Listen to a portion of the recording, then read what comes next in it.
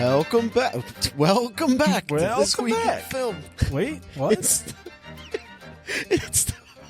Welcome It's back a podcast. to This Week. We talk about movies. Something about 7 days. It's The Ring. Yeah. It's This Week in Film. I'm Nick Panunto, joined as always by Midwest Matt Lauer. That's Matt, me. how is it going? Going all right. Nick, how are you doing? Doing okay. All right. We talk about movies that we saw this week That's true. on this podcast. If you're new to the show and you're like, what was that intro? Normally it's less chaotic. Matt, what movies have you seen this week? That's a good question, Nick. I have seen 3 movies this week, including a movie called Oculus from 2013 or 2014, depending on where you look. Another movie called The Void, which came out in 2017 or 2016, depending on where you look. And An American Werewolf in London, which was from 1981, no matter where you look. Okay, good How about year. you, Nick? What did you see? I saw one movie this week, Oh, wow. and it is called Before the Devil Knows You're Dead from 2007. Huh. I've never heard of that. It is the last film that Sidney Lumet directed. Lumet? Not sure if it's French. I feel like it would be Lumet. But he's from Philadelphia, according to IMDb. So, it's Lumet. There you go. Tell you what, you've seen American Werewolf in London, right? I have not, actually. Oh. I've seen, like, the first half hour of it when I was in college, and I was like, I don't get what all the fuss is about this. Oh, man. And I think I turned it off. Oh, that's because you saw the first half. You did it wrong. You did it exactly the worst way. Watching it from the beginning. I obviously have seen more movies. Have you seen The Void? Nope, I don't even know what that is. I hadn't either. Have you seen Oculus? Nope, I just thought that was a video game system. It is, but this is different. Well, shoot, I don't know where to start. I guess I'll start with, since you've seen half of it, I'll start with American Werewolf in London. So, American Werewolf in London, I'm not going to spoil a lot of details on this. Actually, there just aren't that many details to this. Maybe I will end up spoiling it a bit. But you had your chance and you bailed. So You feel free to talk about it, because I just want to know. All right. Well, let me tell you ahead of time. This movie's definitely worth watching all the way through. Oh. Yeah. So American Werewolf in London is, you've got 2 Americans hiking out on the moors outside London. They run across a pub with sort of an unwelcoming crowd. I think it's called the Slaughtered Lamb. It's got a picture of a wolf's head on the shingle. They go in and it's really awkward. These folks are like very unwelcoming to them. And they kind of get sort of stared out of the place. Like everyone's just kind of staring at them until they finally are like, well, we're going to go then. And then they do. And they get some tips about like staying on the road and watching the moon. I don't know what they were supposed to do with that. And I've seen this movie 3 times. And I still don't know what they were supposed to do with that. But they just walk right off the road. No decision making involved or anything. They just end up walking off the road. Cutting through a field, or they're just not paying attention? If I had to choose, I'd say not paying attention, but I don't know how you just walk off a road into a field, and they don't know where they're going. That's another thing they've made pretty clear. They don't really know their way around. So wouldn't you follow the road? Especially after a bunch of strangers are like, hey, we don't want you here, but we care enough to tell you to stay on the road. Apparently. Hey, boy. That's not Australian. Put on that Foster's. Watch out for the werewolves. They'll fuck you up. So anyway. Got a man who turns into a crocodile. Oh, ain't she a beautiful Sheila? I'm trying to think of my old Crocodile Hunter lines. Anyhow. Crikey. There you go. I remember seeing the Crocodile Hunter movie, and at some point he talks a lot about poo. The best part of that entire movie, because you know what, we probably watched it together. We did. We saw it in the theater. That feels. Did we? Yes, we did. Oh, that feels like your mom's living room movie. No, but we saw it I'm pretty sure we saw it in the theater. There is one moment of that movie that I remember, and he's on the top of a car in a car chase, and all of a sudden he breaks the 4th wall and starts talking to the camera like he did on his TV show. Like, right now this bloke is really agitated, but I gotta get him to stop this car, or something like that. I thought that was really funny, and that's all I can remember about that movie. I remember him talking about poo. But then again, I've seen the movie twice. Because I own it.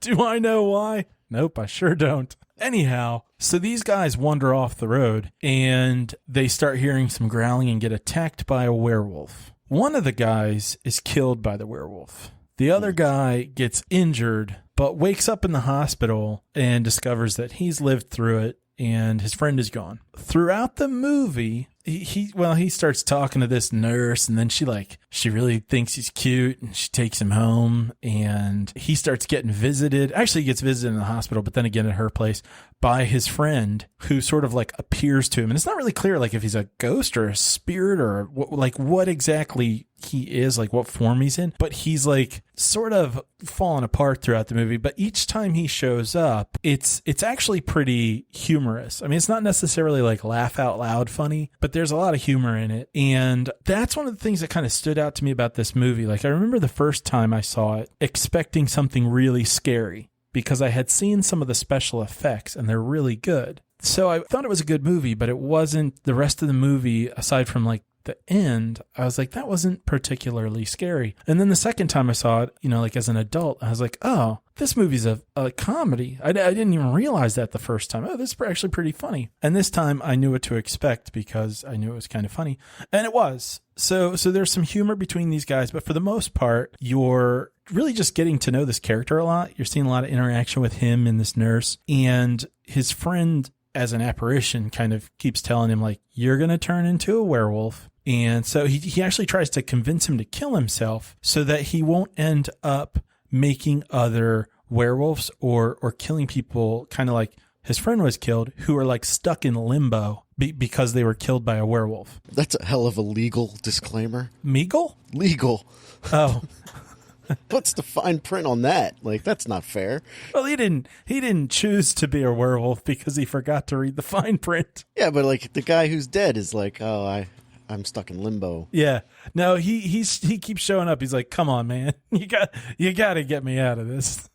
So if he kills himself, he gets out of limbo. Yeah. Oh. Gets to go on okay. because it's been like an unholy death kind of thing. And so he's trying to convince him throughout the movie. And at the end of the movie, the guy finally turns into a werewolf. That is the big spoiler, but it's also what you're there to see, to see a werewolf movie. I have seen the clip of that, and it's awesome. It is. And seriously, there are good moments in the movie other than that, but most of them are probably the humor. I do like the friend.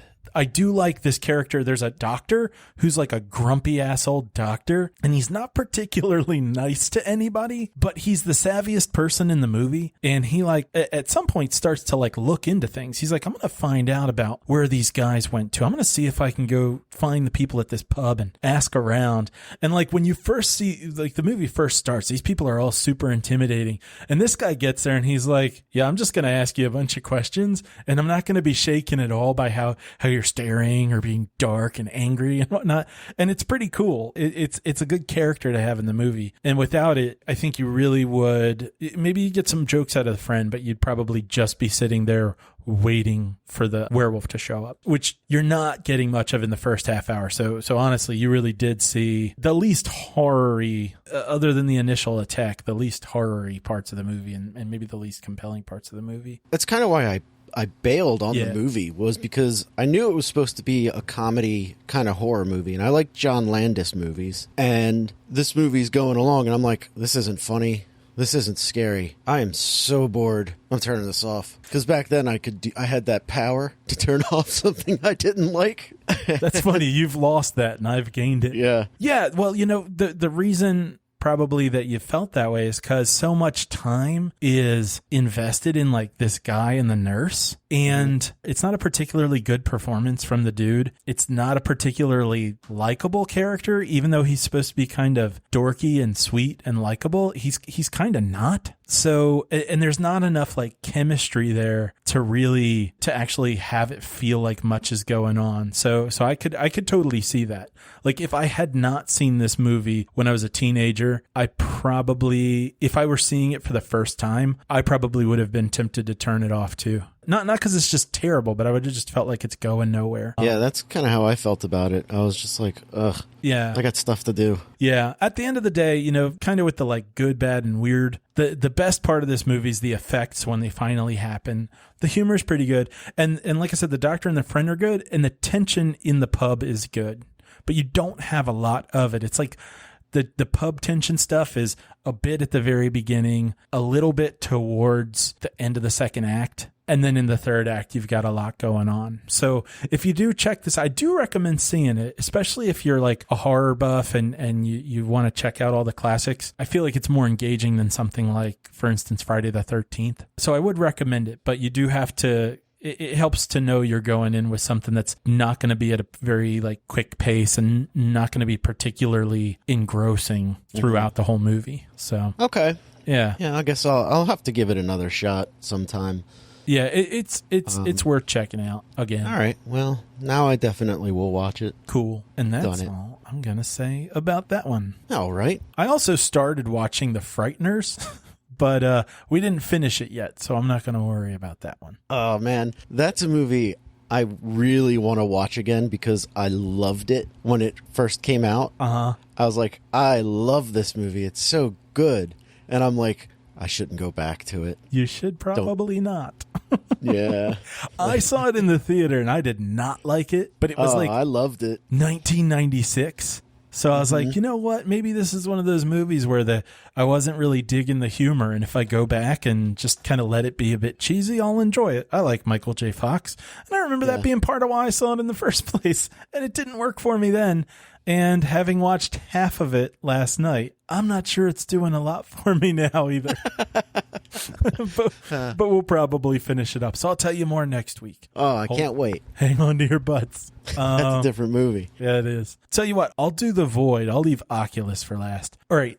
So The Void, again, 2017 or 2016. You know what's... Can I interrupt you? Yeah, no, go ahead. So last week you watched The Intruders or just Intruders? I can't remember. I think it was called Intruders. And you said there's 1,000 movies called that. Yeah. And trying to figure out what movie you talked about with... Because I think there's like every year 2 movies called Intruders comes out. Uh-huh. And so like I have... if you don't know, with the show we do here on the internet...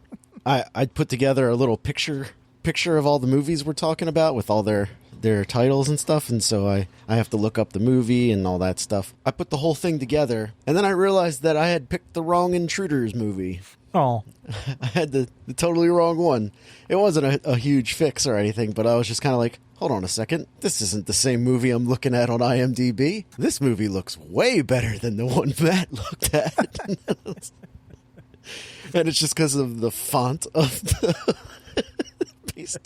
based solely on the font of the title. Well, you know what they say, you can't judge a book by its cover, but a movie's a whole different story. Yeah, absolutely. Okay, so The Void, I had heard a little bit about, just that it was like a pretty whacked out movie. And I didn't know what that meant. So like, I was like, I don't know if this is like a...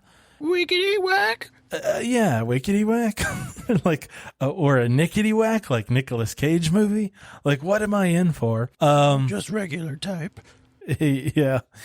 The ugly one. I'm looking this movie up on IMDb now. Don't. Oh no, I just typed in The Void in IMDb, and there are 3 movies from 2016 called The Void. Well, I'll send you a cover shot so you know which one. You don't have to look it up. Don't read the things though. Don't read the descriptions because I'll just close it out then. Yeah. Because I am gonna recommend this. Maybe not to everybody, but definitely to Nick. Oh. Now, so this movie starts out, I'm going to try the best I can to not spoil much, but this movie starts out with some people, there's like a guy running away from a house, and then these 2 other guys come out chasing a woman. They shoot her, and then they set her on fire. And I was like, I thought this movie was going to be really weird and like abstract or something. Maybe not it's sexy. Maybe, well, I was like, I thought it'd be weird.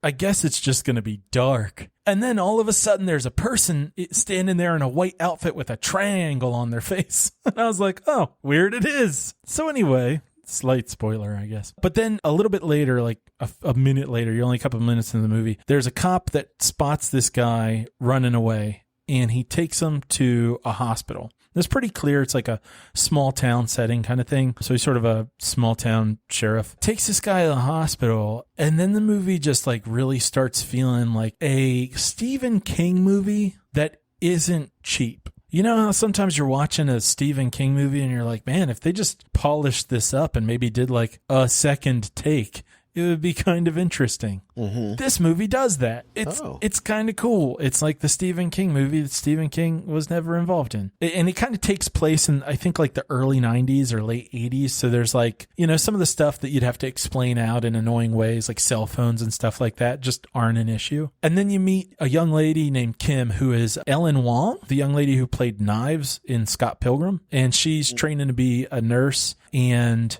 she's kind of making like morbid jokes and whatnot. And you're just kind of getting a feel for things because it's pretty early in the movie. But then you meet another nurse. And one of them turns out to be the main character's ex-wife, or maybe his wife, but they're like estranged. And then all of a sudden, the other nurse is stabbing someone in the eye and then cutting off her own face. Now, you think that'd be a spoiler, but that's nothing.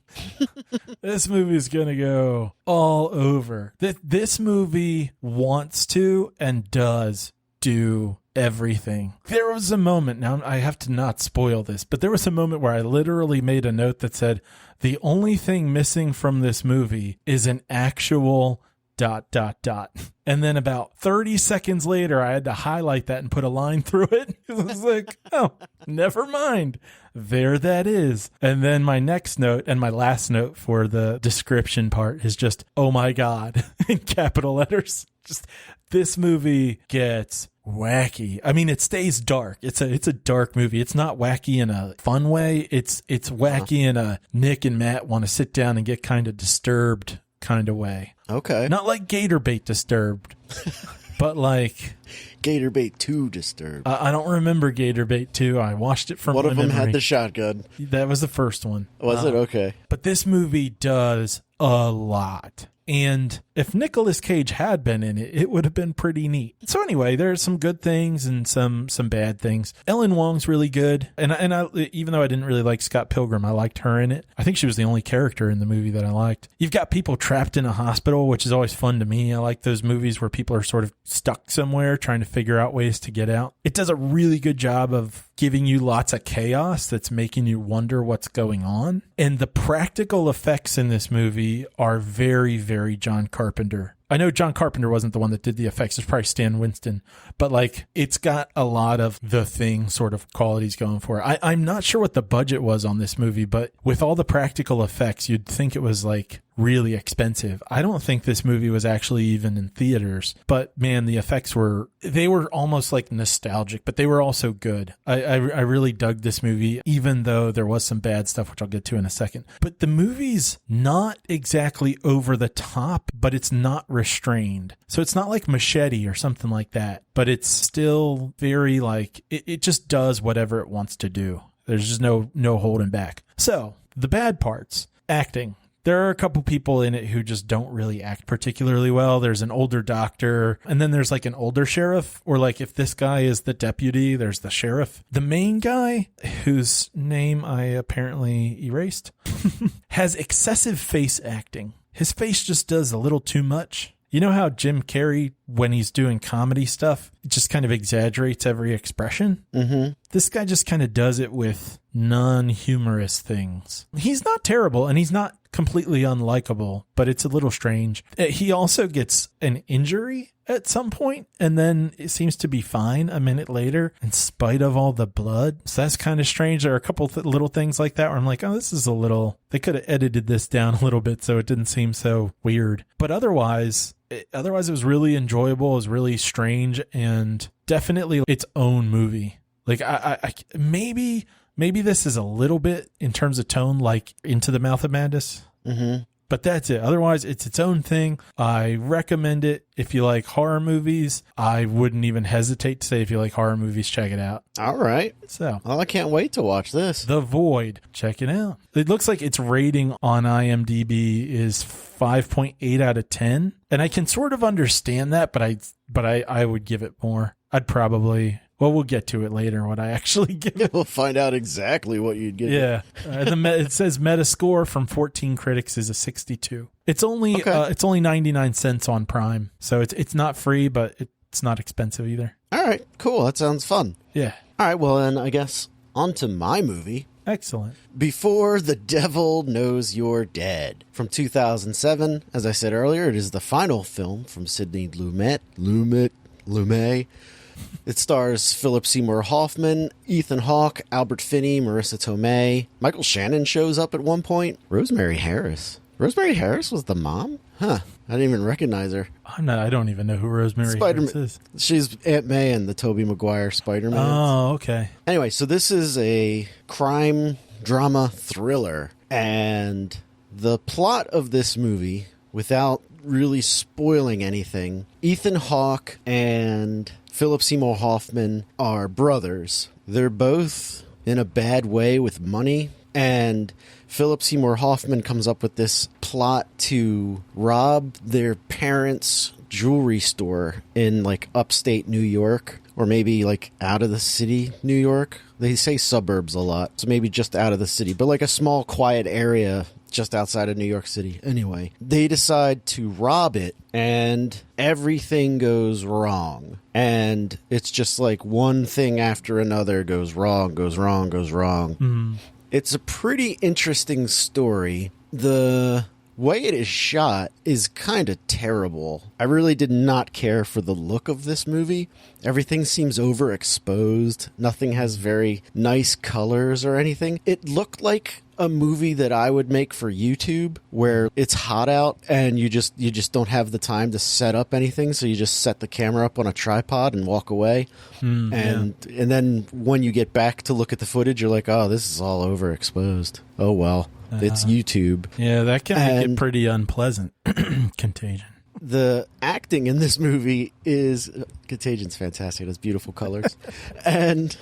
I mean, it goes from blues and reds. Anyway, so like this movie, it's all overexposed green kind of a look, where like the sky is very bright and green is green because there's a lot of trees and stuff. Anyway, the acting's very good in this movie. I really like the performances. Marissa Tomei. It's 2007, so she's in the middle of her I'm just going to take my top off all the time phase. I didn't know that was the phase for her. It is, and you should watch this movie. Because, one, she's excellent in this movie. She's really good. And two, she's topless for half of it. And she's excellent in this movie. So... Then, like, the next year, she was in The Wrestler. And... God damn it, is she just a beautiful woman. So good for her. There is... Also, good for her for being such a good actress. Sure. So... Hey, Marissa Tomei is a talented actress. She is. She's an Academy Award winner. Yeah. Yeah, and I know that she gets a lot of flack for getting that Academy Award for My Cousin Vinny. She deserved it. I was going to say, in there is no way that performance could have possibly been better. I know it's unusual for a comedic performance to get an Academy Award, but she is perfect in that movie. And somehow she makes it believable that she's with Joe Pesci. Mm-hmm. It's all the wig. The wig does most of the heavy lifting. The Joe Pesci wig. I think it's in Marissa Tomei. I almost watched that tonight. I started this movie and I saw Marissa Tomei pop up, and I wasn't quite locked into this movie yet, and I was like, I want to watch My Cousin Vinny. Because this movie begins with Philip Seymour Hoffman banging Marissa Tomei doggy style while they're in like a hotel room. I don't want to see that. No, you don't. It's uncomfortable, but it's like not dirty. It's just kind of weird and out of place, and then you're just kind of like, all right. I think Marissa Tomei just wanted to take her top off, honestly. I think she was like, I'll just do whatever you want. Anyway, the movie's told in this non-linear fashion where it starts off with this scene of them two banging, and they finish, and they're both like, oh man, we're supposed to be an old married couple. What was that about? Because they were both really into it. And they're like, I don't know, maybe we should just move to Brazil full time, which is, I guess, where they're supposed to be, even though we're in this hotel room somewhere, wherever they're filming the movie, where the curtains are closed. And you realize, like, oh, their relationship isn't super great, but they do seem to really care about each other. Okay. And then the movie begins. It goes to like the title card. Then the non-linear thing starts where it goes to, I don't remember if it goes right to the robbery or if it's later, but it doesn't matter. But it starts off with, we're following either Ethan Hawke or Philip Seymour Hoffman around, and we see their perspective. It's kind of told in like a Jackie Brown sort of way, where we get to see everyone's perspective to all these different incidents, kind of a thing. We'll see how Philip Seymour Hoffman experienced this scene, and then we'll see how Ethan Hawke experienced this scene, and then we'll see how Marissa Tomei did. And it's kind of interesting for the first hour. Now, whenever we change perspectives, it's quite possibly the most obnoxious thing you've ever seen, where the camera just zooms in on someone's face and it's like the 1960s, and you expect to hear like a lightning sound and like white flashes because we're changing bodies. It's really bad and really distracting, and they'd be better off having one of those title cards from Clue where they're like, or it could have happened this way. Yeah, and honestly, I feel like that's what they wanted to do. I feel like this movie's heavily influenced by Tarantino. It has a real heavy Tarantino nonlinear story and crime vibe to it, but without all the dialogue, like a Tarantino dialogue. So that's one thing that I noticed. And so everything's going bad for everybody in this movie. Things are going from bad to worse to, oh wow, we're going here. Oh, this is how it's going to end. Wow. Did not see this coming. And it does end on a bit of a surprise where you're like, wow, I did not see that coming, but I'm not completely surprised.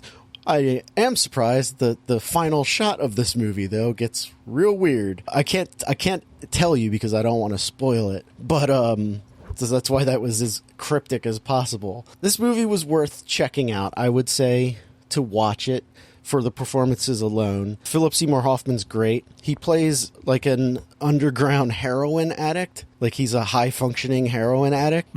And that was kind of trippy because we all know that Philip Seymour Hoffman died from a heroin overdose. Yeah. And so like in this movie, he's doing heroin and you're like, oh, this is a little too dark. Real. Yeah. Yeah. And you're like, oh, he knows how to, this is real. You just kind of feel a little bad, but like you also can appreciate it a little bit because you're like, oh, this is probably what really goes on. But the movie also has like a bunch of weird set pieces where things get set up very early in the movie where you're like, what's going on with this sequence? Because he goes to this heroin den and that's where he shoots up, is in this like fancy Manhattan apartment building. And the whole time that he's there, you're like, is he here to bang somebody? Is he here to bang this dude that was at the door? Is he? Oh God, he's going into the back room. Oh God, there are cartoons on the TV. What is in the back room? You're like, oh my God, is this guy gonna go? Are there kids here? Oh no. And then he goes into the back room, and then the weird guy who answered the door just brings out some heroin, and you're like, oh, thank God, it's just heroin. You're just like this weirdness washes over you, where like at the same time, the character of him looks so reluctant to be there, and you're like, oh, what is going on? Is he about to get banged, or is he about to bang somebody? And it has this real heavy sexual vibe, and you're just very uncomfortable. And then when it gets revealed to be heroin, you're almost relieved. And it's just so strange. It's such a strange feeling that it's not some kid thing. And you're like, oh, good. I'm glad it's not that. Oh, he has a heroin problem. And then there are little things like that set up throughout the movie that will play into the later part of the movie. But like while it's happening, you're like, oh, well, this place is clearly going to come up later. Everything that happens in the movie comes into play in the third act. And you're like, okay, this all makes sense. It's very predictable. It's not very exciting, but it is compelling. You watch it and you're just kind of along for the ride. You're into it. And I would say check it out. I will say that I finally figured out Ethan Hawke's face. Okay, what do you mean? Ethan Hawke is the love child of Tom Cruise and Sam Rockwell. Okay. Okay. If you see his face in this movie, you'll be like, oh. I'm picturing it right now. I can see where you're coming from. And I was like, oh, thank God. I felt so much better after I figured that out. Ethan Hawke's character in this movie is kind of strange, where when we're experiencing things from his point of view, he's just kind of an idiot in the movie. Mm-hmm. Like, he's like this good-natured but stupid guy. But when we're seeing things from his brother's perspective, his brother is way more aggressive. Like, you see this one scene, and while you're watching it, you're like, is this earlier in the scene or is this later in the scene, where they're like having this argument in a bar after everything's gone wrong? And from Ethan Hawke's perspective, Philip Seymour Hoffman is like, we're going to be okay. Everything's going to be all right. And he puts his hand on his shoulder and he's like, we're going to figure this out. And then when you see the same scene from Philip Seymour Hoffman's position, Philip Seymour Hoffman's just calling him an idiot. And he says, you're so stupid. You're so stupid. And you're like, he is stupid. He is so stupid. And you're like, but is this at the beginning of the scene before they calm down? And he was like, we're going to figure this out. Everything's going to be fine. I don't know. The movie, in its non-linear way of telling a story, you can't tell if it's telling two sides of a story or just the same story from different perspectives. Mm-hmm. So it's a little confusing in that. But it's very interesting. I would say check it out. Maybe. Your lukewarm recommendation of it is enough for if I can't find something else, I'll look at it. All right. Well, if that is all for that one, then I still have one movie left, and that is Oculus from 2013, currently available on Hulu. So this movie I've seen once before, and I enjoyed it pretty well the first time. Apparently, this is a Blumhouse and WWE Studios movie. What? You would not guess that to watch it. You might guess Blumhouse, but it's one of the good Blumhouse movies. So it starts out with this guy, Tim, who is in a mental hospital, kind of like a residential place that he's been in for quite some time. And it's pretty clear that he's there as sort of like instead of having gone to prison, he went to this hospital. And he's getting released. And there's some like fake, stupid psychology, not real psychology stuff where they're like, oh, well, you had a dream, so you must be doing better. We'll let you out of the hospital now. Is that not a real thing? Where if you tell your therapist or your, in this case, I think psychiatrist, that you've had a dream in which you shoot someone in the head, that you get out of the hospital? No, that's not a thing. That's not how that works. Wait, well, for research purposes, should he have lied? No. Well, if his goal is to get out of the hospital... Well, apparently telling them what happened in his dream got him out of the hospital, so I guess he did just fine. Anyway. All right. Then the system works. So then his sister, Kaylee, played by Karen Gillan, the one who played Nebula and was in the Jumanji movies. Okay. If you watch the Jumanji movies, she's the one with the red hair. Well, I guess she's the only female that's in the group once they are in the game, right? Yeah. Till Awkwafina shows up for 20 minutes in the second movie. But anyway, she shows up, takes him out of the hospital, and then she is at a auction. Actually, I think it goes in the opposite order. Either way, she's getting this mirror at an auction. She doesn't actually buy it, but she tries to figure things out in a way to get the mirror into her hands. I think she works for a museum, so there's sort of a way for her to make it happen. And you're like, okay, why is she getting this mirror to get delivered to her? And she kind of comes up with some lies and stuff to get it. Turns out that we sort of discover that her brother is getting half of their parents' estate. So you figure out that her parents had passed somewhere in there, and it's pretty early that it comes out that that's why the kid was in the hospital, because the understanding is that he shot his dad. But this young lady also, and by the way, when I say young lady, I mean she is an adult, but she blames the mirror for her parents' death, and she intends to destroy it with quite the intricate planning. Things go on from there. I'm going to leave quite a bit to your imagination because I don't want to spoil anything. This is a really, really fun movie. And this was me seeing it for the second time, and I liked it even more this time. So like knowing where it went, but not wanting to spoil that, I'd say like definitely see it. Probably beside the kinds of twists and turns in the movie, like the best part of all is this character that Karen Gillan plays, Kaylee. She is awesome. Like, she's really clever, she's motivated, she's confident, even like she's kind of blunt and stuff, but without being like a stereotypical sort of like vamp character. Like, she's not condescending to people or rude or anything like that. She's not fighting with the world. She's just really confident. She's going after what she wants, and it makes the character really enjoyable. And so some other things that are kind of likable about the movie, or that are just done well, are like the parents' chemistry. You don't see a lot of them together having a good relationship, but when you see a little bit of it, it's actually believable rather than just seeming forced. There are a lot of tense moments throughout the movie and kind of mysterious moments because you're not quite sure exactly what's going on. You're finding out a lot in the way that she's explaining things to her brother, but also the way things are playing out. And I think it does a good job of leaving the audience in a position where they're learning little bits along the way, and they're sort of putting it together, and you get to put something together or start to wonder about it before it's explained to you. So you get to play with it a lot while you're finding things out. There are reasons for decisions to be made that you would typically argue with. So if you're like, why wouldn't she do X, Y, or Z instead of what she's doing? I can almost guarantee that in most cases, you'll find out. You'll wonder, why isn't she doing this? And then you'll get an answer to it. And it won't just be like, hey, by the way, we knew you'd ask that, so here's this thing that's thrown in just to answer the question. It's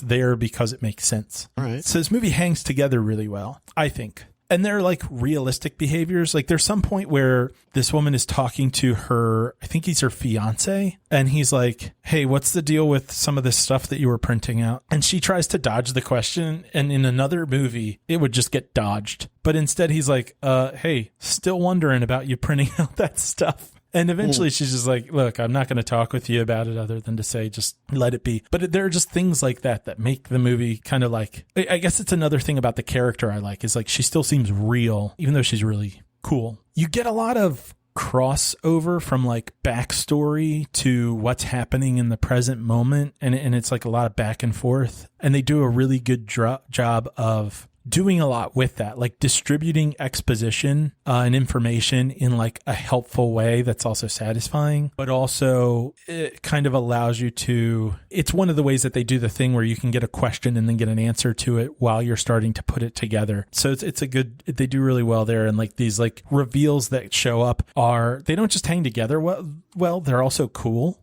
Like, there are things that pop out and like, oh, that's actually a neat idea, that it's pretty unique. I think there are some movies that try to do this stuff but don't come up with as clever of ideas, and certainly don't do it as well. So, you know, because it's consistent and it kind of follows its own rules, and even if you're looking for holes, they pretty much aren't there. It just makes this movie a really fun ride, even though it's dark. It's pretty dark, and there are some moments that are kind of lighthearted, but it's more of like a thinky horror movie that also still manages to be like pretty tense, and at some points a little gruesome. But the only bad thing that I could come up with in the movie is that it might even be a wig, but Karen Gillan's got some strange bangs going on. They're not like bad bangs like Elizabeth Banks in the Spider-Man movies, but like they're really big. Like, they stick off of her head on the sides like little wings, and it's strange. That's it. Otherwise, this movie's great, and I strongly recommend it to anyone. And Nick, you should definitely see it. All right. When I saw this the first time, I probably would have said that it was like a B, but I think at this point I'd say it's like A minus. Wow. Yeah. I was really surprised that I liked it more the second time than I did the first time, considering that the first time around, I really liked all the surprises and there wasn't going to be that much that was surprising. But I was just able to see how well it hangs together the second time. So yeah, definitely check out Oculus. And I think that's it. Unless you have any questions, that's probably all I have to say about it. I really don't. Well, I don't want to spoil anything. Fair enough. Is that all our movies? Yeah, that's it. Oh, all right. Well, you know what that means. We got to talk about something else for a while. Filling it's some time space. for 5 on 5. 5 on 5. 5 on 5. There, it's got a theme song. Well, that's going to get used in a future version of that song we just heard. Remix. That each week. This is the part of the show where we rank the movies we've seen. Matt, I have my list open right now. Your list of one movie? Yep, got all these movies ready to go. Yeah. What do you think I'm going to give Before the Devil Knows You're Dead? I think you'll give it a 3.6. Oh. All right, so plot for this movie. The plot is pretty interesting. It does move along the story, even though towards the second half, the jumping around gets real obnoxious and whatnot. I'm going to give the plot a 3. It's a second-rate Tarantino movie. Acting is fantastic in this movie. There's this one scene, though, between Marissa Tomei and Philip Seymour Hoffman where they're in a car, and Philip Seymour Hoffman is very upset and he's like freaking out about something that happened in the movie, and it's just like the first time he's like shown emotion in the movie. He's very stoic throughout most of it, except for when he's mad, and this is like the first time he's like angry sad kind of a thing. Mm-hmm. And it's like a shot of Philip Seymour Hoffman, and he's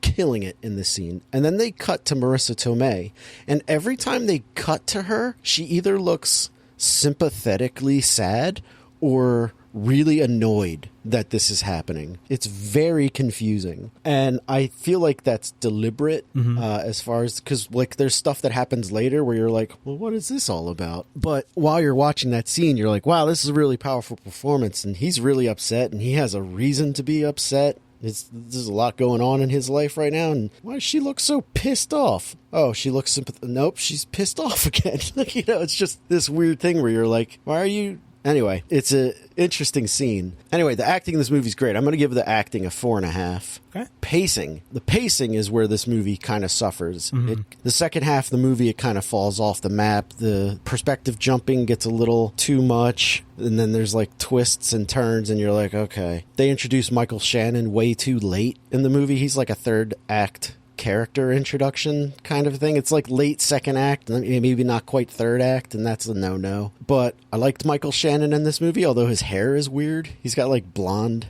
hair.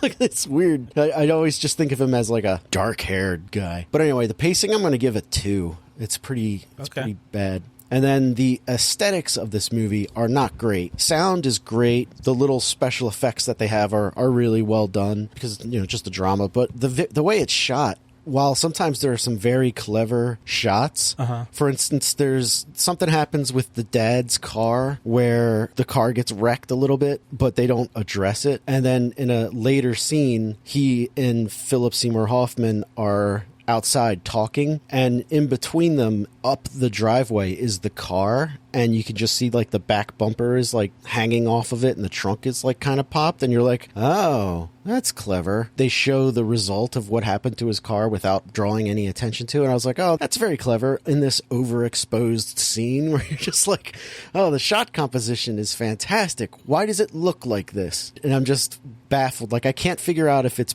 like an artistic decision to make it look like this, or if it was just the way they went with it. And if it was an artistic thing, I just cannot figure out what they were going for with like the purpose of it is. Yeah. And like, I keep saying overexposed because maybe that's how all the characters feel in the movie, is that they're all overexposed, but I think I'm reading way too much into it. Mm-hmm. So that's that.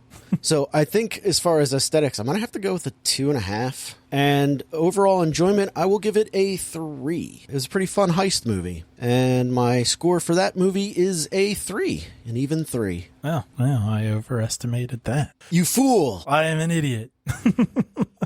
All right. An American Werewolf in London. What do you think? I think you're going to give this a 3.5. All right.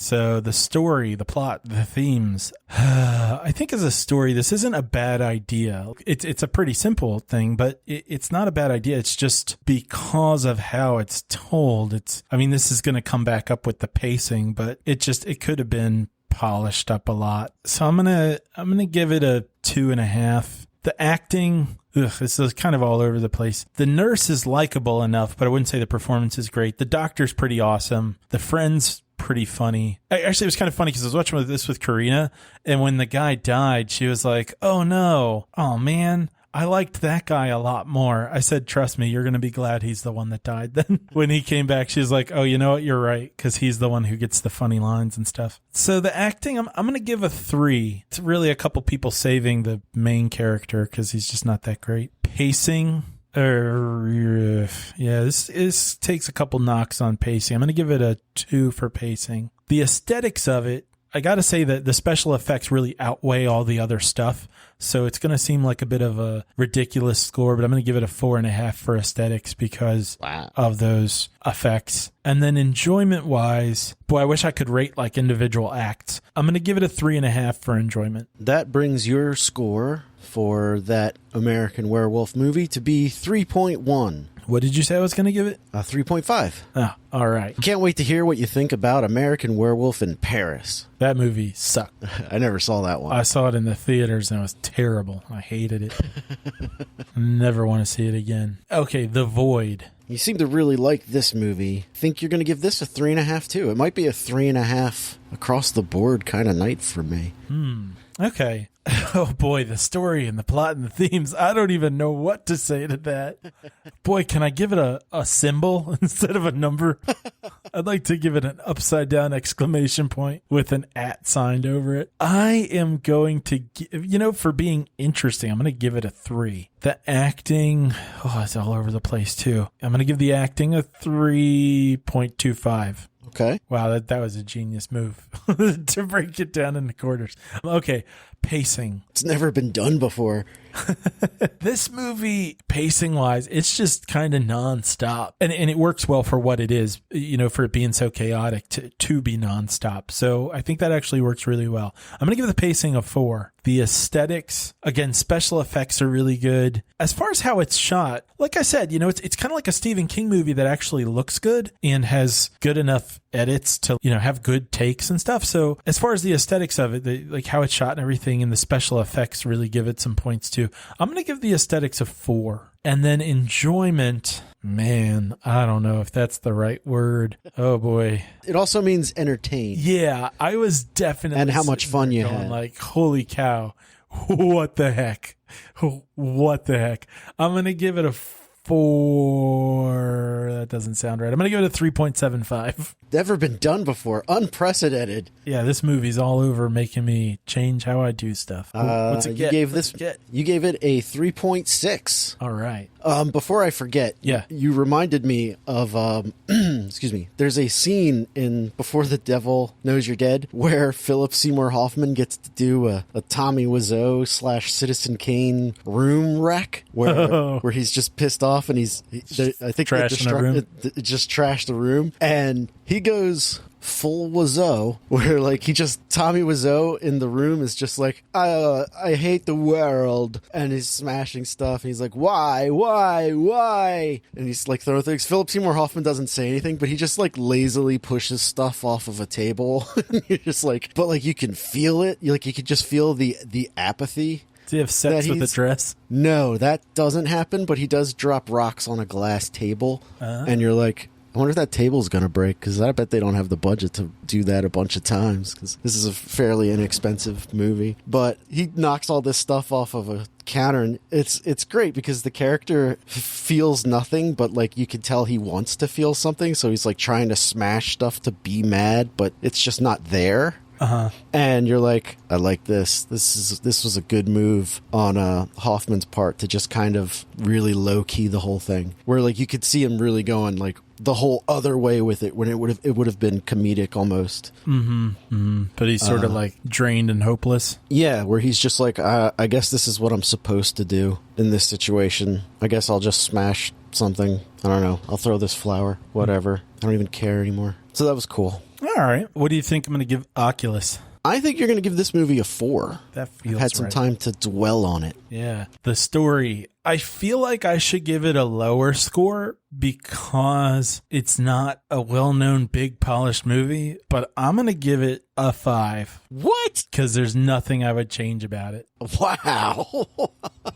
I know. You're going to watch it and you're going to be like, this isn't a 5. But then when you try to figure out how it's not, you're going to go, shit, maybe it is a 5. I really, you know what? Actually, I'm going to take off a little bit because of that introductory stuff with the psychiatrist. That didn't need to be there at all. I'm going to give it a 4.75. That feels right. There we go. Much better. Okay. So not quite perfect. Right. Now, I'd like to take this moment to remind you that this is a Blumhouse WWE movie. Right. Yeah. But anyway, acting. Are there wrestlers in it? No, not at all. No, there's basically not really anybody other than Karen Gillan and the brother, and then probably with all their scenes cut together, maybe 25 minutes of the parents. That's about it. Is it a WWE movie? I have no idea. I really, really don't know. Like when it first popped up there, I was like, maybe it's a different WWE. Maybe it's that wildlife thing. Yeah. No. World Wildlife Entertainment. But not a penguin. Yeah, so acting, I like Karen Gillan, but there are kind of deliveries here and there that I don't think are perfect.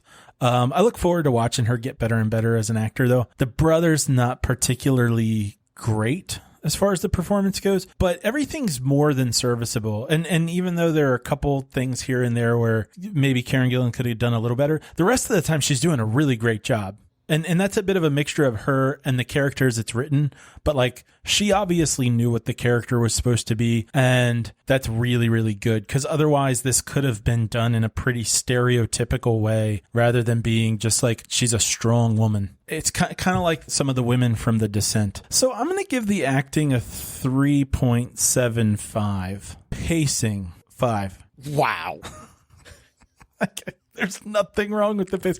The pacing is done so well because they do such a good job of balancing what's going on now. And then in some cases, sort of like different versions of what's going on now, but then stuff that was going on in the past that's not just explaining history, but also like showing a bit of what's going on now. I have no complaints about the pacing whatsoever. Aesthetics, not perfect. The aesthetics are pretty good, but it's not beautiful or anything. I'm going to say like a 3.5 for the aesthetics. And enjoyment, I'm going to give this movie a 4.75. Wow. And I got to say, all of those scores would have been lower the first time I saw it. But it's just really it's just okay. Not a ton. I did really enjoy it the first time.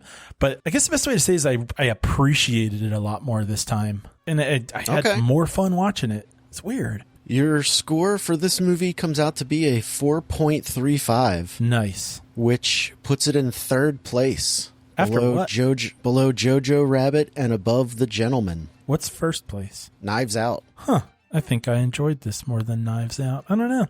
Huh. That's interesting. And if you would also like to see Matt's ranking list and mine, head on over to thisweekinfilm.com and then click the link that says movie rankings list or something like that. It's on the side. I don't remember what it's called. And it'll take you to our letterbox page, and you don't have to be logged in to look at that at all, I don't think. So you can just enjoy if you want to check out the list and see what our scores are for everything, because all that stuff is there. Another exciting feature on our website, thisweekinfilm.com, is a section called Midwest Matt Recommends. Hey, Matt. Yeah. What do you recommend this week? Well, I have cracked open a book called A People's History of the United States. This is a pretty well-known book. It's like a national bestseller that, you know how like all the textbooks for high schools and stuff are all just like printed out of Texas and edited so that Texas is happy. Yeah, so that, you know, it seems like everything that happened in the U.S. was just troubles that we got over and like things that we did great. Everything was just good and good things came of it. This is the rest. So like this book tells things from the perspective of the people that were affected by things, people behind movements, things that failed. So they, you know, and didn't get attention, people who were part of things that succeeded but weren't white men, so didn't get acknowledged, and things that just aren't good at all. Just history that's not good stuff. So I'm not too far into it yet. I'm probably in the first, like, maybe eighth of the book. Page. No, but maybe like the first eighth of the book or so. And I think it's pretty powerful. And I would strongly recommend it. So, all right. You know, I'll come back to it later if I find that somehow it gets, instead of getting better, it gets less good. But I don't anticipate that at this point. So check it out. And it's called A People's History of the United States? A People's History of the United States by Howard Zinn. Okay. The movie Howard's End. No, Howard Zinn. That's what I said. That's it. Anything else for this week, Matt? I don't think so. No. Nothing else. All right. Well, I have one final thing to mention. Yes. This Week at Film lost our greatest fan this week. My wife's mother, Barb, died this past week, and we're all very sad for the news. And she was one of our biggest supporters, and everything that we posted, she would thumbs up in some way with the podcast. So she was really a very nice woman. I could not have ever imagined a greater mother-in-law, and we are devastated by the loss. I think I speak for the listeners too, saying that, our hearts go out to you and Jill and your family, her family. Well, thanks. Mm-hmm. Thanks very much, Mamaw, and we will all miss you, including all your children and grandchildren. Matt, I guess that is the end of the reel, and we'll see you next week in film. Thanks for listening. Rest in peace, and judge movies, not people.